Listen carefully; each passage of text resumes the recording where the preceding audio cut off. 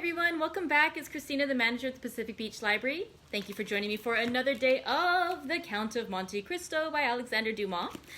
Today is the start of week 7 of our read aloud together, and I realized afterwards when I did some math that I was imprecise when I said last week that we were going to get the halfway point.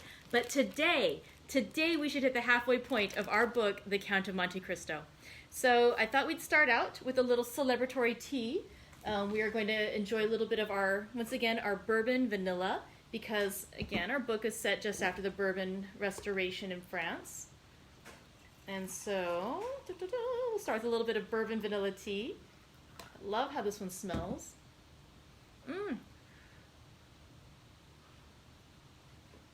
Really, really good. All right, so let's see.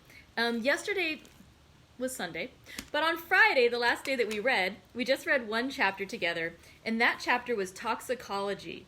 It was a really interesting one because in that chapter, the Count of Monte Cristo met with Madame de Villefort, and he went there ostensibly to not just to meet Madame de Villefort or to speak further with Madame de Villefort, but also to meet her daughter Valentine, whom we had learned in the previous chapter is the secret lover of Maximilian Morel, which the Count of Monte Cristo, to our knowledge, does not yet know about.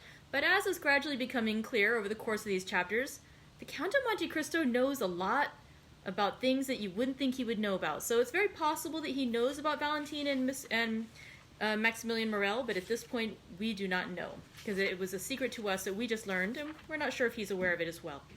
So we know, though, that based on his history with the two families, that he is very much predisposed to love and respect the Morel family and to loathe and despise the Villeforts based on the treatment of Monsieur de Villefort to Edmond Dantes so long ago. So that'll be interesting to see how that plays out. In this particular chapter, Toxicology, what we discover is that Madame de Villefort has an interest in poisons. Madame de Villefort actually had met the Count of Monte Cristo several years prior when the family was vacationing. They were in, I'm trying to remember where they were. They were in Italy because young Valentine had not been feeling well, so they had gone to Naples, Bologna, and Perusa and Rome for the air, for the better environment to help her recover her health. And one of the places they stayed at, the Count of Monte Cristo had spoken extensively about poisons with Madame de Villefort. And what ends up happening in that chapter is the Count of Monte Cristo talks about how poisons are not as obvious as we tend to think they are, like from seeing plays and whatnot. That instead of just giving somebody a poison and having them drop dead hours later, instead you can be more subtle about it. You could put poisons on a plant that you're growing and then have an animal eat that crop, and then the animal dies, and then another animal eats the meat of that animal who had been poisoned, and then another animal eats the meat of the animal that ate the animal that was poisoned, and blah blah blah blah, so on. And so he was saying that you can have like a longer chain than most people would think possible. And so you can actually start by poisoning one thing and having 4 things down the line be your object that finally is killed by the poison. And so it's actually, you can be a lot more effective and sneaky with the poisons than you might think. Considering a lot of folks just would think of arsenic, which I guess you can see a buildup in the body afterwards when you dissect them. I'm apparently not as well versed in poisons as Madame de Villefort, nor as the Count of Monte Cristo. What ends up happening, though, is Madame de Villefort mentions how when her son and she were taken in by the Count of Monte Cristo after the horses were going, wild that time, that the Count of Monte Cristo had revived her son with a drop of an elixir. And the Count of Monte Cristo had been very adamant that you must be extremely careful with that, because one drop of the elixir can help you and revive you, but too much of that same medicine could then turn it into a poison, and it could hurt and indeed even kill somebody. And so he talks about this, the alchemy of these different medicines and how you need to be a very careful chemist. And she says, oh, if only I knew of these, these medicines, with which you are, so knowledgeable, but I would not be so indiscreet as to ask it of you. And he says, but I am gallant enough to offer it to you. So he offers her this medicine, which could be used as medicine, could be used as a restorative, but in the wrong hands, in the hands of somebody less honorable, could be used as a poison. And so we don't yet know how Madame de Villefort will choose to use it, but I think that the implication here is that the Count of Monte Cristo does not trust her nor her family, and indeed we know he's trying to sow some seeds of that he's hoping will come out quite poorly for the Villefort family. So, where it left, indeed, the chapter ended with him saying that this is fruitful soil, and I feel certain that the seed sown has not been cast on barren ground. And then he sent the prescription over to Madame de Villefort. And so, today, we're just going to read one chapter. The chapter is called Robert le Diable, so Robert the Devil. And there was a footnote to this title in the print edition that I've been reading. And that one says that just the name Robert Diable, it is reference to an opera composed by Jacques Meyerbeer. And so we'll see if there's something particularly devilish about the characters. We'll find out. So let's go ahead and read together chapter 53 of the Count of Monte Cristo, entitled Robert le Diable, the Devil. The pretext of an opera engagement was so much the more feasible as there chanced to be on that very night a more than ordinary attraction at the Académie Royale. Levasseur, who had been suffering under severe illness, made his reappearance in the character of Bertram, and, as usual, the announcement of the most admired production of the favorite composer of the day had attracted a brilliant and fashionable audience. Morcerf, like most other young men of rank and fortune, had his orchestra stall, with the certainty of always finding a seat in at least a dozen of the principal boxes occupied by persons of his acquaintance. He had, moreover, his right of entry into the omnibus box. Chateau Renaud rented a stall beside his own, while Beauchamp, as a journalist, had unlimited range all over the theater. It happened that on this particular night the minister's box was placed at the disposal of Lucien Debray, who offered it to the Count de Morcerf, who again, upon his rejection of it by Mercédès, sent it to Danglars, with an intimation that he should probably do himself the honor of joining the Baroness and her daughter during the evening, in the event of their accepting the box in question. The ladies received the offer with too much pleasure to dream of a refusal. To no class of persons is the presentation of a gratuitous opera box more acceptable than to the wealthy millionaire, who still hugs economy while boasting of carrying a king's ransom in his waistcoat pocket. Danglars had, however, protested against showing himself in a ministerial box, declaring that his political principles and his parliamentary position as member of the opposition party would not permit him so to commit himself.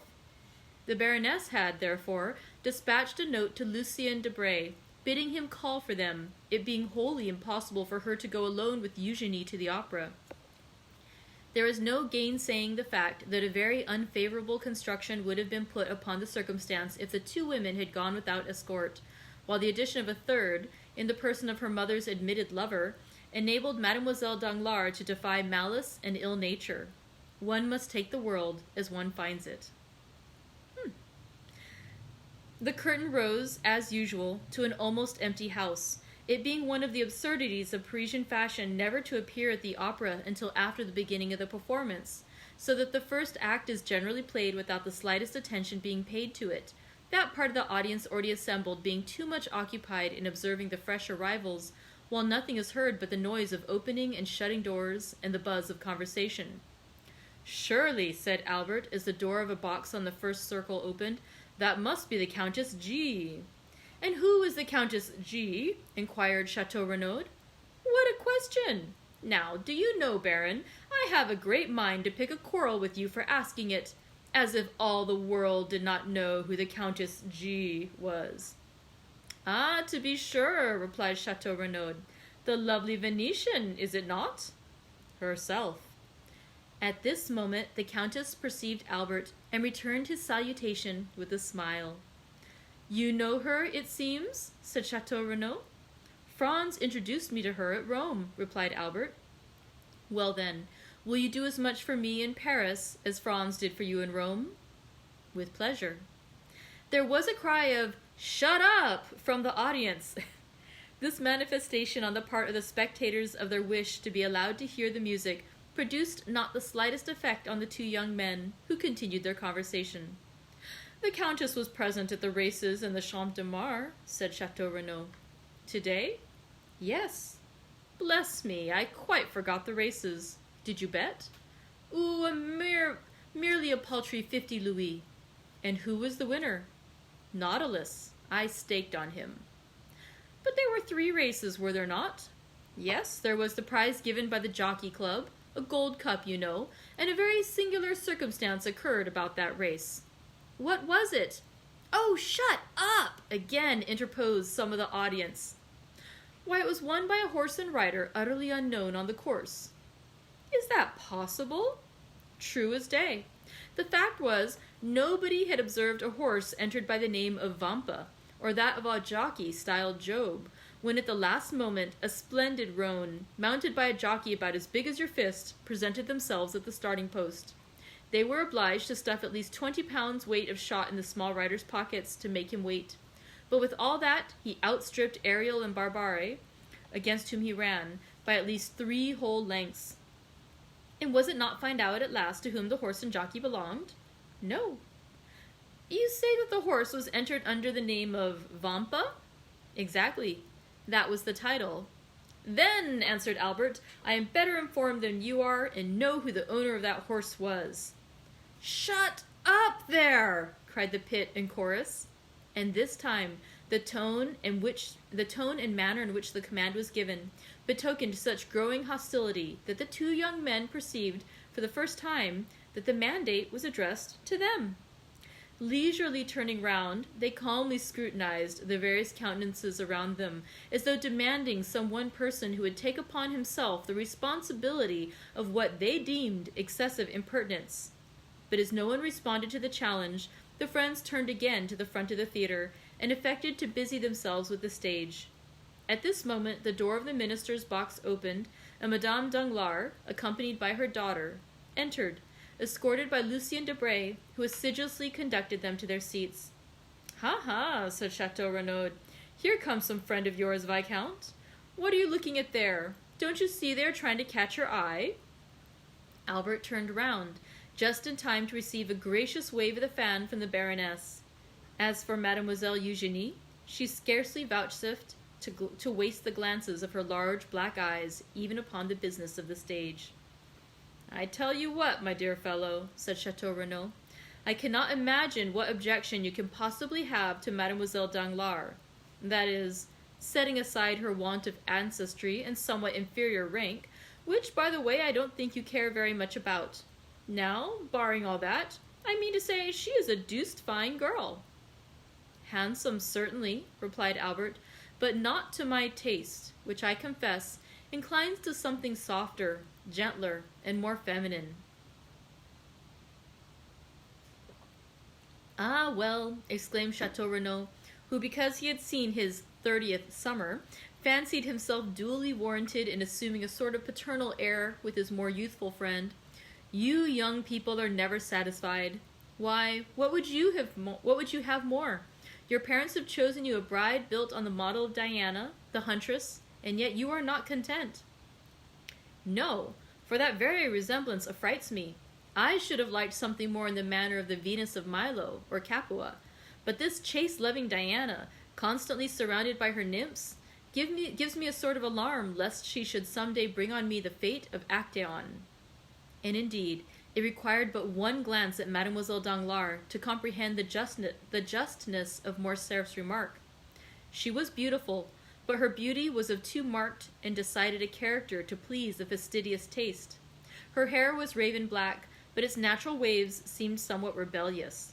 Her eyes, of the same color as her hair, were surmounted by well-arched brows, whose great defect, however, consisted in an almost habitual frown, while her whole physiognomy wore that expression of firmness and decision so little in accordance with the gentler attributes of her sex. Her nose was precisely what a sculptor would have chosen for a chiseled Juno. Her mouth, which might have been found fault with as too large, displayed teeth of pearly whiteness, rendered still more conspicuous by the brilliant carmine of her lips, contrasting vividly with her naturally pale complexion. But that which completed the almost masculine look Morcerf found so little to his taste was a dark mole, of much larger dimensions than these freaks of nature generally are, placed just at the corner of her mouth, and the effect tended to increase the expression of self-dependence that characterized her countenance. The rest of Mademoiselle Eugenie's person was in perfect keeping with the head just described. She, indeed, reminded one of Diana, as Chateau Renaud observed, but her bearing was more haughty and resolute. As regarded her attainments, the only fault to be found with them was the same that a fastidious connoisseur might have found with her beauty, that they were somewhat too erudite and masculine for so young a person. She was a perfect linguist, a first-rate artist, wrote poetry, and composed music. To the study of the latter she professed to be entirely devoted, following it with an indefatigable perseverance, assisted by a schoolfellow, a young woman without fortune whose talent promised to develop into remarkable powers as a singer. It was rumored that she was an object of almost paternal interest to one of the principal composers of the day, who excited her to spare no pains in the cultivation of her voice, which might hereafter prove a source of wealth and independence. But this counsel effectually decided Madame Danglars never to commit herself by being seen in public with one destined for a theatrical life, and acting upon this principle, the banker's daughter, though perfectly willing to allow Mademoiselle Louise d'Armilly, that was the name of the young virtuosa, to practice with her through the day, took especial care not to be seen in her company. Still, though not actually received at the Hotel Danglars in the light of an acknowledged friend, Louise was treated with far more kindness and consideration than is usually bestowed on a governess. The curtain fell almost immediately after the entrance of Madame Danglars into her box. The band quitted the orchestra for the accustomed half-hour's interval allowed between acts, and the audience were left at liberty to promenade the salon or lobbies, or to pay and receive visits in their respective boxes. Morcerf and Chateau Renaud were among the first to avail themselves of this permission. For an instant the idea struck Madame Danglars that this eagerness on the part of the young Viscount arose from his impatience to join her party, and she whispered her expectations to her daughter that Albert was hurrying to pay his respects to them. Mademoiselle Eugenie, however, merely returned a dissenting movement of the head, while, with a cold smile, she directed the attention of her mother to an opposite box on the first circle, in which sat the Countess G., and where Morcerf had just made his appearance. "So we meet again, my traveling friend, do we?" cried the Countess, extending her hand to him with all the warmth and cordiality of an old acquaintance. "It was really very good of you to recognize me so quickly, and still more so to bestow your first visit on me." "Be assured," replied Albert, "that if I had been aware of your arrival in Paris, and had known your address, I should have paid my respects to you before this. Allow me to introduce my friend, Baron de Chateau Renaud, one of the few true gentlemen now to be found in France, and from whom I have just learned that you were a spectator of the races to the Champ de Mars yesterday." Chateau Renaud bowed to the Countess. "So you were at the races, Baron?" inquired the Countess eagerly. "Yes, madame." "Well then," pursued Madame G., with considerable animation, "you can probably tell me who won the Jockey Club stakes?" "I am sorry to say I cannot," replied the Baron, "and I was just asking the same question of Albert." "Are you very anxious to know, Countess?" asked Albert. "To know what?" "The name of the owner of the winning horse?" "Excessively! Only imagine. But do tell me, Viscount, whether you really are acquainted with it or no?" "I beg your pardon, madame, but you were about to relate some story, were you not? You said, 'only imagine,' and then paused. Pray continue." "Well then, listen. You must know I felt so interested in the splendid roan horse, with his elegant little rider, so tastefully dressed in a pink satin jacket and cap, that I could not help praying for their success with as much with as much earnestness as though the half of my fortune were at stake. And when I saw them outstrip all the others and come to the winning post in such gallant style, I actually clapped my hands with joy. Imagine to my surprise when, upon returning home, the first object I met on the staircase was the identical jockey in the pink jacket. I concluded that, by some singular chance, the owner of the winning horse must live in the same hotel as myself, But as I entered my apartments, I beheld the very gold cup awarded as a prize to the unknown horse and rider. Inside the cup was a small piece of paper on which were written these words: From Lord Ruthven to Countess G. Precisely. I was sure of it, said Morcerf. Sure of what? That the owner of the horse was Lord Ruthven himself. What Lord Ruthven do you mean? Why, our Lord Ruthven, the vampire of the Salle Argentina.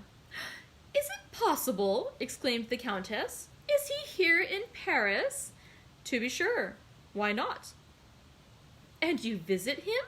Meet him at your own house and elsewhere?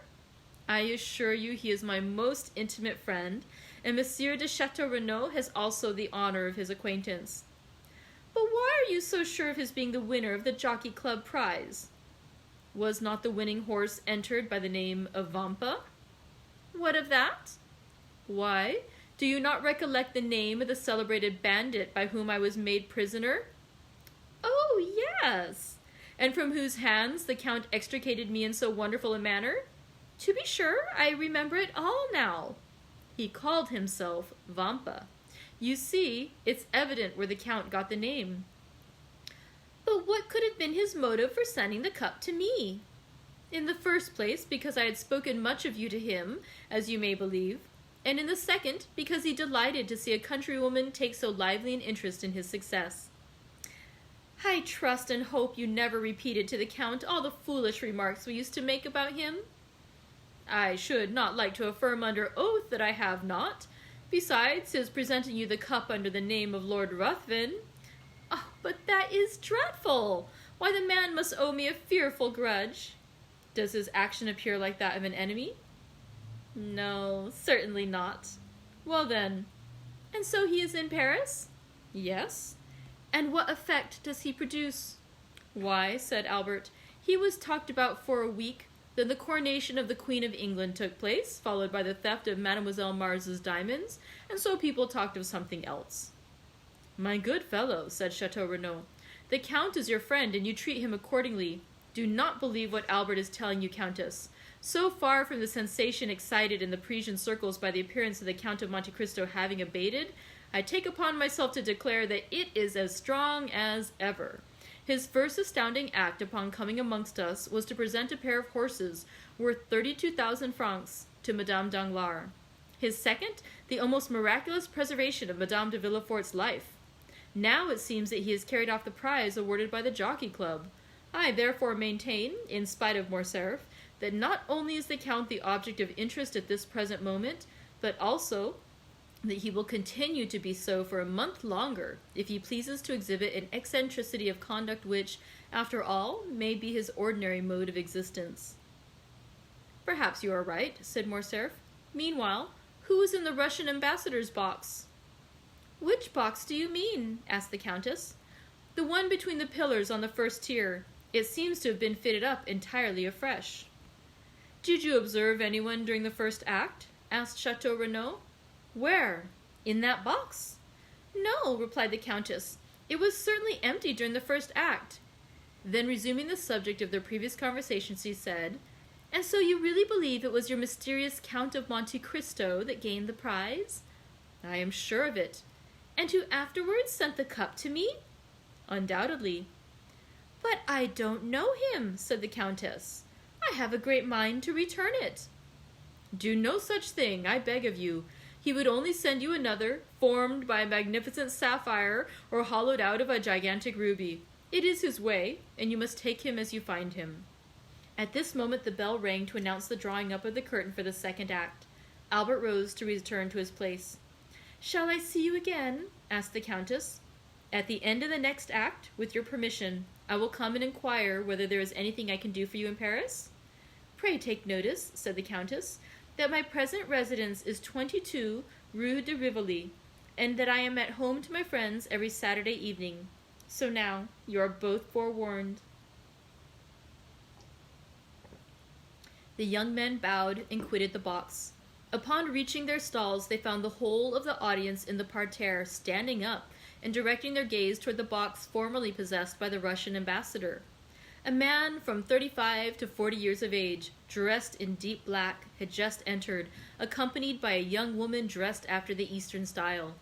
The lady was surpassingly beautiful, while the rich magnificence of her attire drew all eyes upon her. "Hello," said Albert. "It is Monte Cristo and his Greek." The strangers were, indeed, no other than the Count and Haydée. In a few moments the young girl had attracted the attention of the whole house, and even the occupants of the boxes leaned forward to scrutinize her magnificent diamonds. The second act passed away during one continued buzz of voices, one deep whisper, intimating that some great and universally interesting event had occurred. All eyes, all thoughts, were occupied with the young and beautiful woman whose gorgeous apparel and splendid jewels made a most extraordinary spectacle. Upon this occasion, an unmistakable sign from Madame Danglars intimated her desire to see Albert in her box directly the curtain fell on the second act, and neither the politeness nor good taste of Morcerf would permit his neglecting an invitation so unequivocally given. At the close of the act, he therefore went to the Baroness. Having bowed to the two ladies, he extended his hand to Debray. By the Baroness he was most graciously welcomed, while Eugenie received him with her accustomed coldness. "My dear fellow," said Debray, "you have come in the nick of time. There is Madame overwhelming me with questions respecting the Count. She insists upon it that I can tell her his birth, education, and parentage, where he came from, and whither he is going. Being no disciple of Cagliostro, I was wholly unable to do this. So, by way of getting out of the scrape, I said, 'Ask Morcerf. He has got the whole history of his beloved Monte Cristo at your fingers' ends,' whereupon the Baroness signified her desire to see you." "Is it not almost incredible," said Madame Danglars, "that a person having at least 500,000 of Secret Service money at his command should possess so little information?" "Let me assure you, madame," said Lucien, "that had I really the sum you mention at my disposal, I would employ it more profitably than in troubling myself to obtain particulars respecting the Count of Monte Cristo, whose only merit in my eye consists in his being twice as rich as a nabob. However, I have turned the business over to Morcerf, so pray settle it with him as may be most agreeable to you.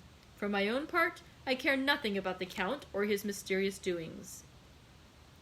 "I am very sure no nabob would have sent me a pair of horses worth 32,000 francs, wearing on their heads 4 diamonds valued at 5,000 francs each."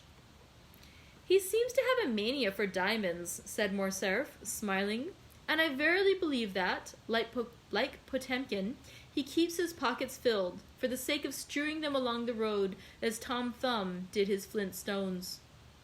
"Perhaps he has discovered some mine," said Madame Danglars. "I suppose you know he has an order for unlimited credit on the Baron's banking establishment?" "I was not aware of it," replied Albert, "but I can readily believe it." "And further, that he stated to Monsieur Danglars his intention of only staying a year in Paris, during which time he proposed to spend 6 millions. He must be the Shah of Persia, traveling incog. "Have you noticed the remarkable beauty of the young woman, Monsieur Lucien?" inquired Eugenie. "I really never met with one woman so ready to do justice to the charms of another as yourself," responded Lucien, raising his lorgnette to his eye. "A most lovely creature, upon my soul," was his verdict. "Who is this young person, Monsieur de Morcerf?" inquired Eugenie. "Does anybody know?" "Mademoiselle," said Albert, replying to this direct appeal, "I can give you very exact information on that subject, as well as on most points relative to the mysterious person of whom we are now conversing. The young woman is a Greek." "So I should suppose by her dress. If you know no more than that, everyone here is as well informed as yourself." "I am extremely sorry you find me so ignorant a cicerone," replied Morcerf, "but I am reluctantly obliged to confess I have nothing further to communicate. Yes, stay, I do know one thing more, namely that she is a musician, for one day when I chanced to be breakfasting with the Count, I heard the sounds of a guzla. It is impossible that it could have been touched by any other finger than her own."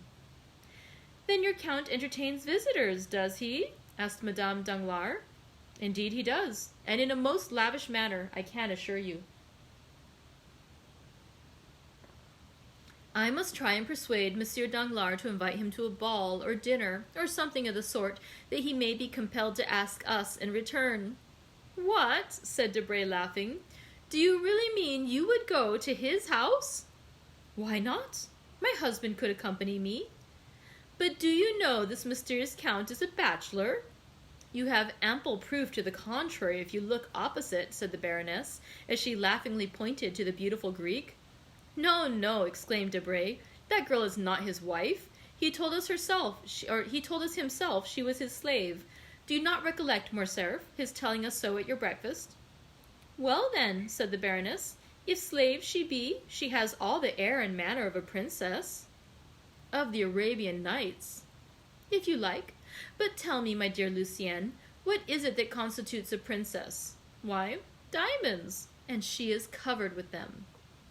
"To me she seems overloaded," observed Eugenie. "She would look far better if she wore fewer, and we should then be able to see her finely formed throat and wrists." "See how the artist peeps out!" exclaimed Madame Danglars. "My poor Eugenie, you must conceal your passion for the fine arts." "I admire all that is beautiful," returned the young lady. "What do you think of the Count?" inquired Debray. "He is not much amiss, according to my ideas of good looks." "The Count," repeated Eugenie, as though it had not occurred to her to observe him sooner. "The Count! Oh, he is so dreadfully pale." "I quite agree with you," said Morcerf, "and the secret of that very pallor is what we want to find out. The Countess G insists upon it that he is a vampire." "Then the Countess G has returned to Paris, has she?" inquired the Baroness.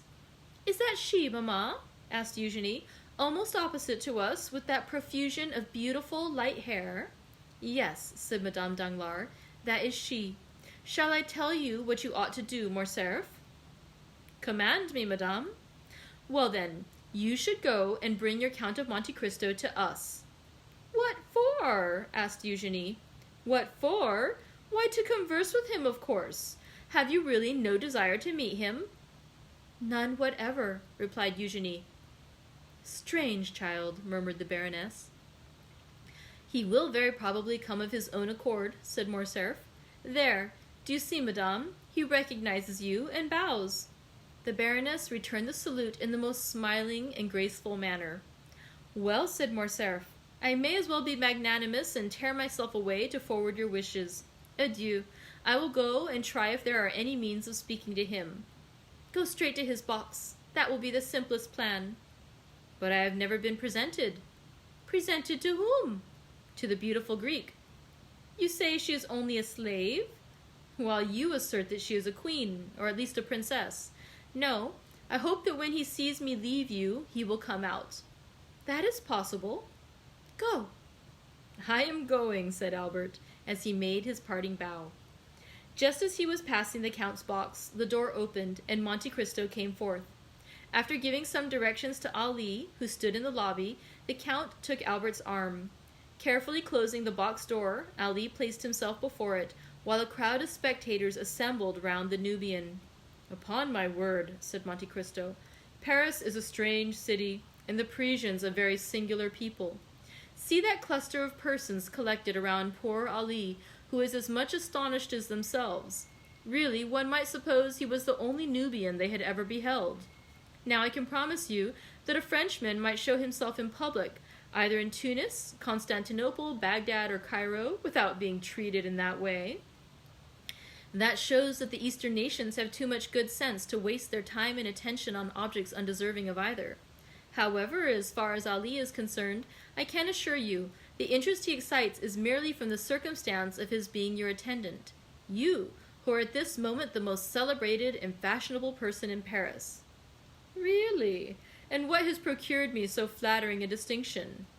"What? Why, yourself, to be sure. You gave away horses worth 1,000 louis. You saved the lives of ladies of high rank and beauty. Under the name of Major Black, you run thoroughbreds ridden by tiny urchins not larger than marmots. Then, when you have carried off the golden trophy of victory, instead of setting any value on it, you give it to the first handsome woman you think of. And who has filled your head with all this nonsense?" "Why, in the first place, I heard it from Madame Danglars, who, by the by, is dying to see you in her box, or to have you seen there by others. Secondly, I learned it from Beauchamp's journal, and thirdly, from my own imagination. Why, if you sought concealment, did you call your horse Vampa? That was an oversight, certainly, replied the Count. But tell me, does the Count of Morcerf never visit the opera? I have been looking for him, but without success. He will be here tonight. In what part of the house? In the Baroness's box, I believe. That charming young woman with her is her daughter? Yes. I congratulate you. Morcerf smiled. We will discuss that subject at length some future time, said he. But what do you think of the music? What music? Why, the music you have been listening to. Oh, it is well enough as the production of a human composer, sung by featherless bipeds, to quote the late Diogenes. From which it would seem, my dear Count, that you can at pleasure enjoy the seraphic strains that proceed from the 7 choirs of paradise? You are right in some degree. When I wish to listen to sounds more exquisitely attuned to melody than mortal ear ever yet listened to, I go to sleep. Then sleep here, my dear Count. The conditions are favorable. What else was opera invented for? No, thank you. Your orchestra is too noisy. To sleep after the manner I speak of, absolute calm and silence are necessary, and then a certain preparation. I know. The famous hashish? Precisely. So, my dear Viscount, whenever you wish to be regaled with music, come and sup with me. I have already enjoyed that treat when breakfasting with you, said Morcerf. Do you mean at Rome? I do. Ah, then, I suppose you heard Haydée's Guzla. The poor exile frequently beguiles a weary hour in playing over to me the airs of her native land. Morcerf did not pursue the subject, and Monte Cristo himself fell into a silent reverie. The bell rang at that moment for the rising of the curtain. You will excuse my leaving you, said the Count, turning in the direction of his box. What? Are you going? Pray, say everything that is kind to Countess G. on the part of her friend, the vampire. And what message shall I convey to the Baroness? That, with her permission, I shall do myself the honor of paying my respects in the course of the evening. The 3rd act had begun, and during its progress the Count of Morcerf, according to his promise, made his appearance in the box of Madame Danglars. The Count of Morcerf was not a person to excite either interest or curiosity in a place of public amusement. His presence, therefore, was wholly unnoticed, save by the occupants of the box in which he had just seated himself. The quick eye of Monte Cristo, however, marked his coming, and a slight, though meaning smile passed over his lips. Haydée, whose soul seemed centered in the business of the stage, like all unsophisticated natures, delighted in whatever addressed itself to the eye or ear. The 3rd act passed off as usual. Mademoiselles Noblet, Julia, and Leroux executed the customary pirouettes. Robert duly challenged the Prince of Granada, and the royal father of the Princess Isabella, taking his daughter by the hand, swept round the stage with majestic strides, the better to display the rich folds of his velvet robe and mantle. After which the curtain fell again, and the spectators poured forth from the theater into the lobbies and salon. The Count left his box, and a moment later was saluting the Baronne Danglars, who could not restrain a cry of mingled pleasure and surprise. "You are welcome, Count," she exclaimed as he entered. "I have been most anxious to see you, that I might repeat orally the thanks writing can so ill express. Surely so trifling a circumstance cannot deserve a place in your remembrance. Believe me, madame, I had entirely forgotten it. But it is not so easy to forget, monsieur, that the very next day after your princely gift, you saved the life of my dear friend, Madame de Villefort, which was endangered by the very animals your generosity restored to me. This time at least I do not deserve your thanks. It was Ali, my Nubian slave, who rendered this service to Madame de Villefort." "Was it Ali," asked the Count of Morcerf, "who rescued my son from the hands of bandits?" "No, Count," replied Monte Cristo, taking the hand held out to him by the general. "In this instance I may fairly and freely accept your thanks, but you have already tendered them and fully discharged your debt, if indeed there existed one, and I feel almost mortified to find you still reverting to the subject. May I beg of you, Baroness, to honor me with an introduction to your daughter?" "Oh, you are no stranger, at least not by name," replied Madame Danglars, "and the last 2 or 3 days we have really talked of nothing but you. Eugenie," continued the Baroness, turning towards her daughter, "this is the Count of Monte Cristo." The Count bowed, while Mademoiselle Danglars bent her head slightly. "You have a charming young person with you tonight, Count," said Eugenie. "Is she your daughter?" "No, mademoiselle," said Monte Cristo, astonished at the coolness and freedom of the question. "She is a poor, unfortunate Greek left under my care." "And what is her name?" "Haydée," replied Monte Cristo. "A Greek?" murmured the Count of Morcerf. "Yes, indeed, Count," said Madame Danglars. "And tell me, did you ever see at the court of Ali Tepelini, whom you so gloriously and valiantly served, a more exquisite beauty or richer costume?" "Did I hear rightly, monsieur," said Monte Cristo, "that you served at Yanina?" "I was Inspector General of the Pasha's troops," replied Morcerf, "and it is no secret that I owe my fortune, such as it is, to the liberality of the illustrious Albanese chief." "But look!" exclaimed Madame Danglars. "Where?" stammered Morcerf.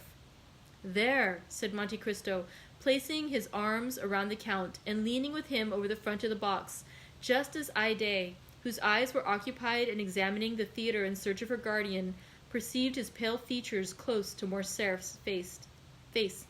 It was as if the young girl beheld the head of Medusa. She bent forwards as though to assure herself of the reality of what she saw, then, uttering a faint cry, threw herself back in her seat. The sound was heard by the people about Ali, who instantly opened the box door.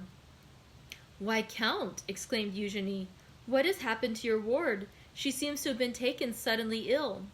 "Very probably," answered the Count, "but do not be alarmed on her account. Haydée's nervous system is delicately organized, and she is peculiarly susceptible to the odors even of flowers. Nay, there are some which cause her to faint if brought into her presence.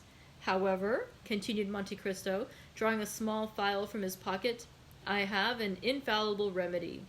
So saying, he bowed to the Baroness and her daughter, exchanged a parting shake of the hand with Debray and the Count, and left Madame Danglars' box. Upon his return to Haydée, he found her still very pale. As soon as she saw him, she seized his hand. Her own hands were moist and icy cold. "Who was it you were talking with over there?" she asked. "With the Count of Morcerf," answered Monte Cristo. "He tells me he served your illustrious father, and that he owes his fortune to him." "Wretch!" exclaimed Haydée, her eyes flashing with rage. "He sold my father to the Turks, and the fortune he boasts of was the price of his treachery. Did not you know that, my dear lord?" "Something of this I heard in Epirus," said Monte Cristo, "but the particulars are still unknown to me. You shall relate them to me, my child.